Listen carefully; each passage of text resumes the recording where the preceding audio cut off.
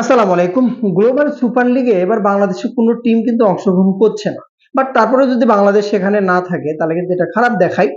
যেখানে কিন্তু লাহোর কালান্দার্স অংশগ্রহণ করছে পাকিস্তান থেকে চ্যাম্পিয়ন যেহেতু ছিল গেলবার। তো সেদিক থেকে লাহোর কালান্দার্স কিন্তু এবার অংশগ্রহণ করতেছে। তো লাহোর কালান্দার্সের হয়ে কিন্তু মোস্তাফিজ এবং পারভেজ ইমন কিন্তু অলরেডি পিএসএল খেলেছে এবং লাহোর কালান্দার্স ছাড়াও আরো ৪ টা টিম খেলবে যেখানে আইএল টি20 টিমও খেলে আছে, আমেরিকার হচ্ছে আছে।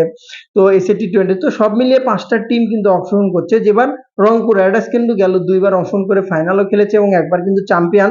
তারপরেও জানি না কি অজানা কারণে বাংলাদেশের টিমদেরকে তারা সুযোগ দিল না। যদিও এবার রাজশাহীর একটা চান্স ছিল কিন্তু রাজশাহী যেহেতু চ্যাম্পিয়ন ছিল, আমাদের অনেক আশা ছিল যে আমাদের রাজশাহী শহর যেহেতু আমাদের আশা ছিল যে রাজশাহী এবার চ্যাম্পিয়ন, অবশ্যই রাজশাহী একটা সুযোগ পাবে বা চান্স পাবে একটা, বাট সেরকম কোনো কিছু কিন্তু করেনি গ্লোবাল সুপার লিগের যারা গায়না থেকে যারা এই জিনিসটা পরিচালনা করছে।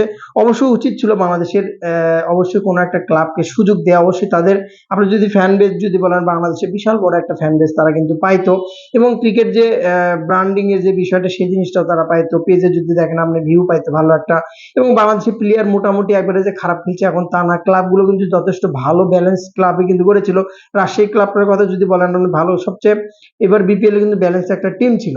তো সর্বোপরি বাংলাদেশের ক্লাবকে সুযোগ কি কারণে দিল না এই জানাটা আসলে এই তথ্যটা আমার কাছে অজানা। পারভেজ হোসেন ইমন লাহোর কালান্দার্সের হয়ে কিন্তু এবার জিএসএল মাতাবে অর্থাৎ গ্লোবাল সুপার লিগে বাংলাদেশের পক্ষ থেকে যে লাহোর কালান্দার্সের হয়ে কিন্তু খেলবে পারভেজ হোসেন ইমন। পিএসএল এ সে ৩টা ম্যাচ খেলেছিল এবং একটা ম্যাচ দুর্দান্ত ঝড়ও কিন্তু তার ২৪ বলে ৪৪ এর একটা ইনিংস ছিল যেখানে ৩ থেকে ৪টা কিন্তু ছক্কা ছিল। পরবর্তীতে কাঁধের ইনজুরিতে পিএসএল ছেড়ে চলে আসে বাংলাদেশে।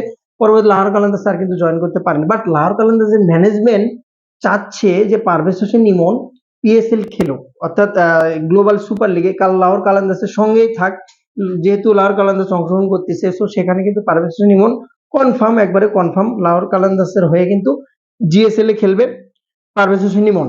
অপরপক্ষে মোস্তাফিজের খেলার কথা ছিল এবং মোস্তাফিজকে নিয়ে অনেক কথা হয়েছে। লাহোর কালান্দার্স অনেক অনেক অনেক করে চাইছিল যে মোস্তাফিজুর রহমান লাহোর কালান্দার্সের হয়ে কিন্তু সে অংশগ্রহণ করুক, ইমনের সঙ্গে মোস্তাফিজ সহ অংশগ্রহণ করুক গ্লোবাল সুপার লিগে। বাট মোস্তাফিজ যেহেতু দ্য 100 খেলবে, যেহেতু গ্লোবাল সুপার লিগ শুরু হবে 23শে জুলাই আর দ্য 100 শুরু হবে হচ্ছে 21শে জুলাই। সো সেদিক থেকে যা বার্মিংহাম ফিনিক্সের হয়ে কিন্তু এবার মোস্তাফিজুর রহমান খেলবে অর্থাৎ ফিনিক্সের হয়ে যেহেতু সে ১,৬০,০০,০০০ টাকায় কিন্তু চুক্তি হয়েছে বাংলাদেশি টাকায়, সেই টাকাতে কিন্তু এবার দ্য 100 খেলবে। বাংলাদেশে কোনো প্লেয়ারের ফার্স্ট টাইম 100 খেলবে কিন্তু মোস্তাফিজুর রহমান এবং মোস্তাফিজও কিন্তু লাহোর কালান্দার্সের সাথে যেতে পারতো যদি দ্য 100টা থাকতো। যদি গ্লোবাল সুপার লিগটা যদি একটু আগে হতো বা পরে হতো তাহলে কিন্তু শিডিউল মিলে লাহোর কালান্দার্স মোস্তাফিজকে নিয়ে যাওয়ার কথা ছিল, বাট ভাগ্যক্রমে দ্য 100 খেলবে।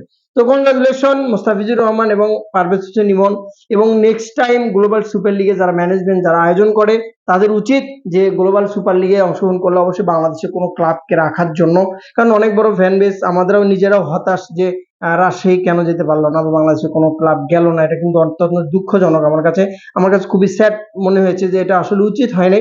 উচিত ছিল যে বাংলাদেশে কোনো ক্লাবকে সুযোগ দেওয়ার। ইমন ভালো করুক এবং ওই পিচটাতে একটু খেলাটা ইমনের জন্য যে ক্যাটাগরি ব্যাটসম্যান কঠিন হয়ে যাবে, তারপরেও আমি মনে করি যে সন্দেহ যদি থাকে সে টাচে যদি ভালো থাকে সেই দিনটা শুধু ইমনেরই হবে। Lahore Qalandars best of luck, ভালো কিছু করুক, ইমনও ভালো কিছু করুক এই কামনা করছি। ভালো থাকুন, সালাম।